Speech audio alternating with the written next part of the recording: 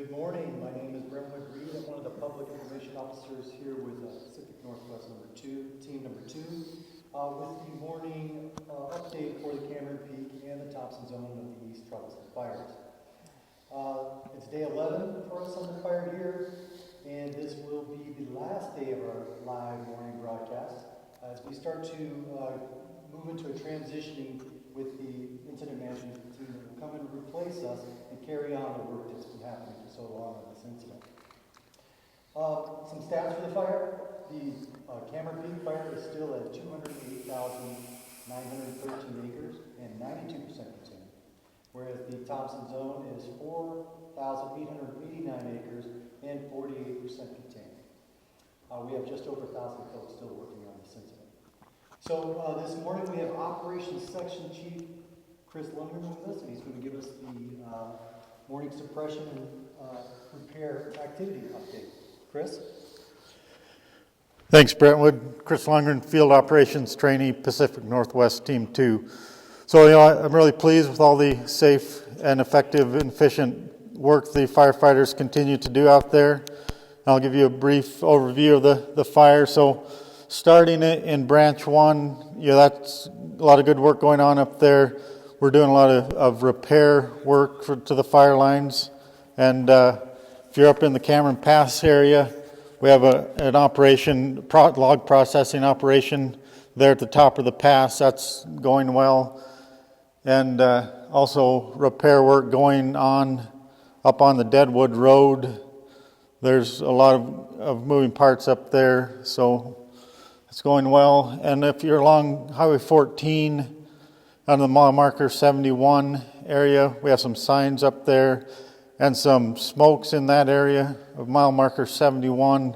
It's kind of in the bottom of a peat bog and really tough for the firefighters to get in there. So we're monitoring there. We have an engine in the area of that. So moving around to Tango in the Buckhorn Road area, there's some areas of heat above the residents in there. We're monitoring that, keeping an eye on that area and mopping up where appropriate and the smokes that we can safely get to in that area.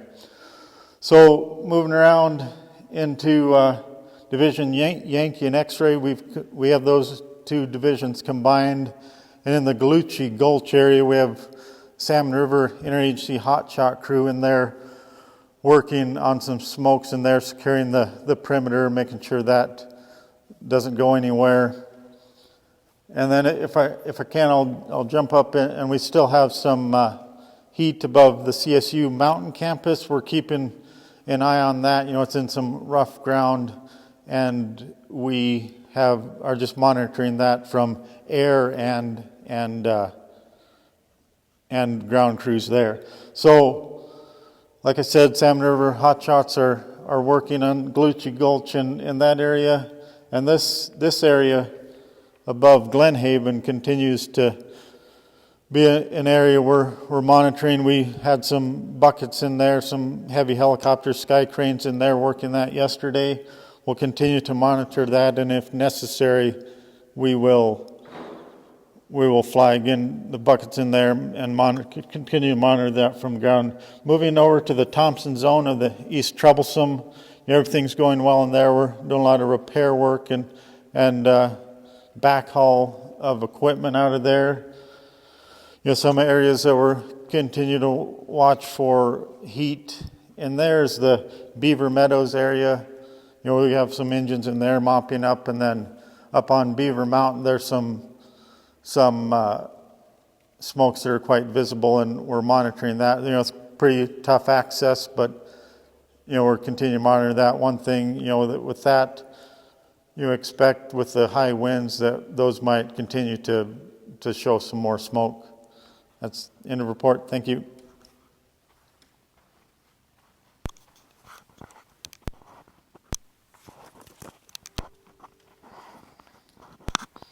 Thanks, Chris, for that. Check. Sorry, mic problems this morning, folks. There you go.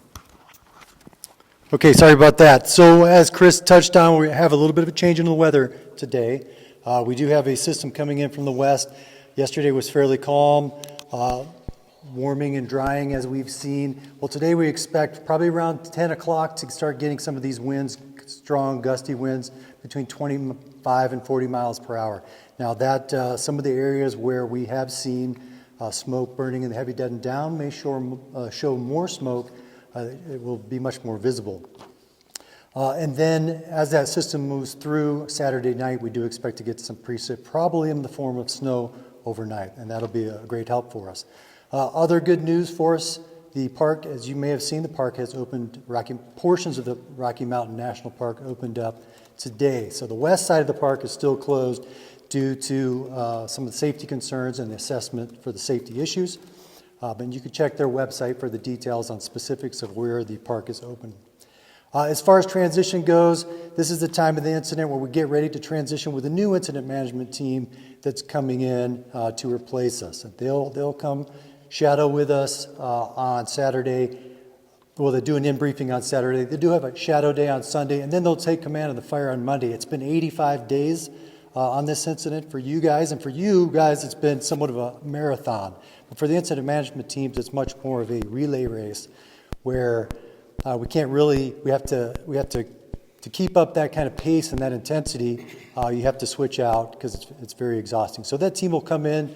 Northwest, number 10 will come in. We'll do a good transition with those folks. And they'll take over the good work. The rest of us will head home, and we will get ready for hopefully not another incident or the winter to come. In transitions, the folks on the line, the operational folks, it's not going to be much different for those folks because they kind of come in at a different pace. They won't see much. There'll be some different in the line overhead that come for those people, the branch directors, maybe some division supervisors, but the crews and the engines, they'll be the same folks that have been working there throughout this last couple of weeks. I do want to remind you, lastly, that we have a virtual public meeting tonight at 7:30 on Facebook Live, so please tune in, send your questions, and we'll try to answer as many as we can. And I think we may have a question right now. Okay, yeah, Brentwood, you have a unique background that most people don't know about. You're a planning section chief and an incident commander type 3, which means when you talk about the incoming resources, you're giving those details about line supervision, branch directors. Do the crews at this point need anything from the public? They're supported by the team. You just told about the overhead and the support that they have from the team side. Do they need anything from the public? Well, I tell you what is really nice to have from the public is just that continued support. It's been a very long season. It seems to be the season that just won't quit. And the firefighters are tired. They've been away from their families. We have holidays coming up. And just to have that continued support for the firefighters to know that what they're doing matters to the people that they're working for. And we've seen so much outpouring of support from the public on this incident and from incidents all summer long, and we're very grateful for that. It makes us feel really good. We have all those great drawings that come in from the children. We read every one of them, and we try to get those out. As public information officers, we try to share those with the firefighters on the line as well, because it makes them feel just as good as it makes us feel. Great, and then Cindy had a really good question. I know we've addressed it last week when the snow came in, that this was a season slowing event. Clearly we've had a drying pattern now. We've had some smoke come up. You've spent your career in big forests, both in the Northwest and Alaska. We get cold weather in Alaska, but it's not necessarily a season-ending event. Can you give a little insight into, we're here at November 6th now. It's been 70 degrees the last few days. What can we expect kind of as this moves forward towards December? Well, and you've heard this again and again, the difference between the fine fuels, those grasses, and the light brush, which are the carriers, the fuels that cause fire to spread, and then those heavy dead and down fuels, the logs, the branches that are at this time of year super dry due to our drought. Those heavy fuels continue to smolder and they'll continue to burn for quite a while. In some cases, like in Alaska where I'm from, the fire will burn under the ground and it'll last all winter long.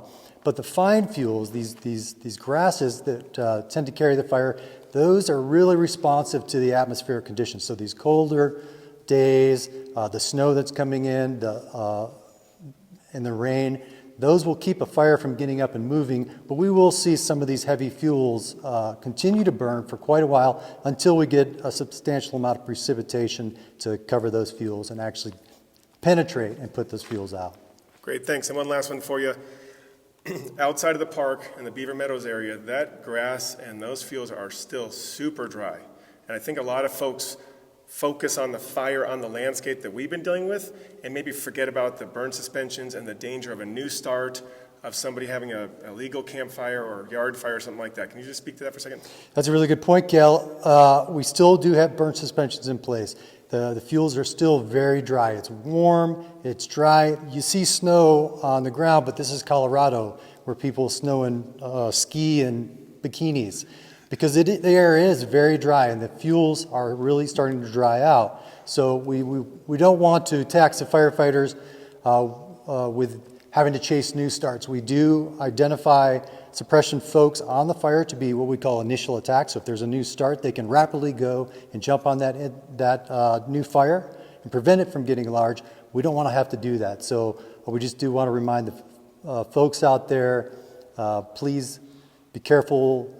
There are burn suspensions in place. Check the websites to make sure you follow those guidelines. Great, thanks, Brentwood. And just remind folks that the Forest Service questions that they have on these feeds can be brought up tonight at the virtual meeting, right? We'll have a representative here. Absolutely. Tonight we'll have a resource advisor who's going to come talk about what suppression repair is. We've had a lot of questions about what it is and what it is not.